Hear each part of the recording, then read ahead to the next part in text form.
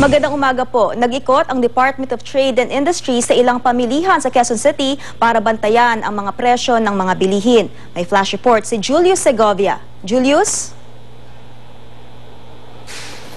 Pakibasahin lang. Babalikan po natin ang report na yan ni Julius Segovia. Sa ibang balita, natanggal na rin ang eroplano ng Philippine Airlines na nakaharang sa runway sa Zamboanga Airport mula pa kahapon. Pasado alas 9 nitong umaga nang iulat ni PAL President Jaime Bautista na clear na ang runway roon. Sinimulan na rin daw nilang ayusin ang flights ng mga apektado nilang pasahero.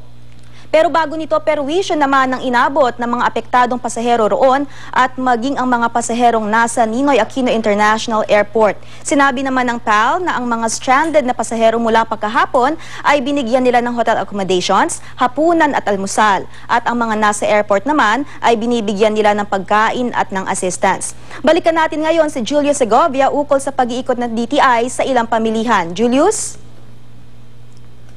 Dahilan ng pagkikimas sa kapag ito sa mercy market